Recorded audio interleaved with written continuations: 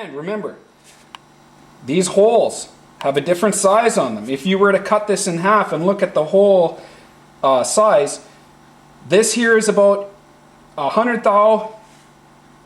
This hole size over here is about 85 thou. 50 thou or 15 thou difference. This side must go up all the time. And plus that this whole ring here, this ring here has a curve in it. And that's natural. The way it's natural because it's stamped, and that's the kind of shape that's produced after it's punched out. So make sure that the small holes go up, and then it'll prevent this thing from, the ring from walking and wearing out the groove that it sits in. Okay, this secondary has a key, and this key is gone into the stationary sheave, and when you put the Helix down, the Helix keyway has to line up with this little key. So sometimes people have a problem. They can't get the Helix over top of this key. So if you can see here that I just beveled the edge on it with, beveled an angle with a file. So now when the Helix comes down, it'll go over top of this easy. Okay, so we got the Helix on now.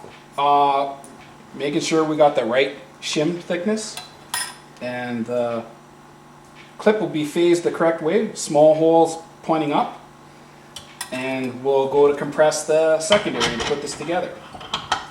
Now, to illustrate where the roller is, inside, this is where the roller is. That's why I put this black mark here. Look where we're going to have to wind this past.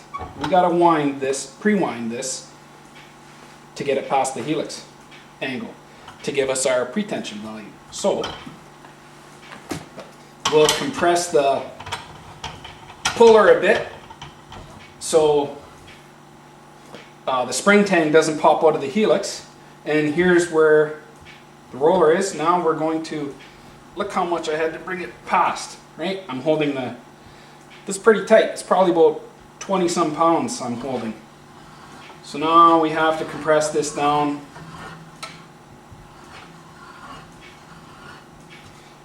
And we'll let it go just to show you. So we're compressing it down just so you'll see the shims pass the slot for where, now I can let it off.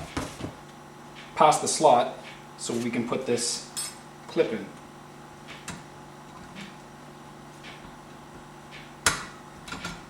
Voila. And look. That's pretty tight. That's probably not 18 pounds. I don't know what it is, but we'll figure out what it is in the sled. Okay. These roller secondaries, particularly the race clutch secondary,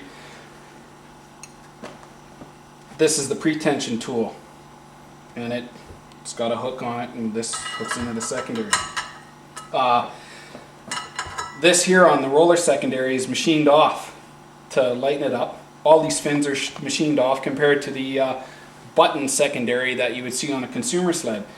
The consumer formula secondary is easy to do a pretension test in this jig, but difficult with the formula, because what happens is it wants to pop out because there's no meat here for this hook to catch in. So what we'll do is we'll put it on the sled, and then we'll take a pretension test there, because I'll be able to hold it in better. And that's what we'll do.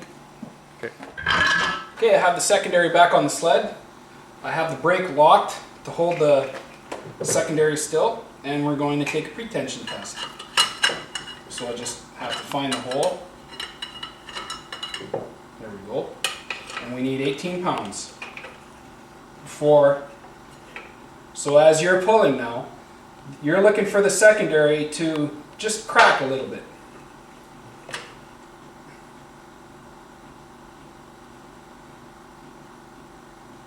$18 right on. 18, 19. So this one's good to go. So we can, our shim stack back there hasn't changed. So now we can put this back on. Alright, we're going to put the primary clutch back on. Remember that every component on the clutch has to be phased with a timing mark on the governor cup. So timing mark, little notch timing mark, and little notch timing mark. And we can just basically plop it on the sled now. And some guys, I mess with them, I tell them, make sure that the PTO cylinder is at top dead center when you do it. And, huh? So, okay, we're just going to apply the clutch bolt. And for this particular unit, 70 to 75 foot-pounds. Alright, I like to have 75 foot-pounds torque, and we'll put our tool back on. And we'll tighten it up.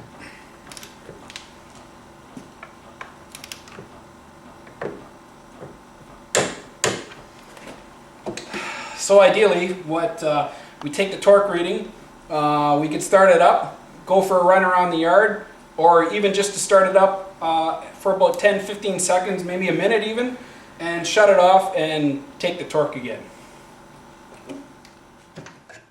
This is a question I get actually from quite a few people. How many pounds torque do we tighten this bolt up?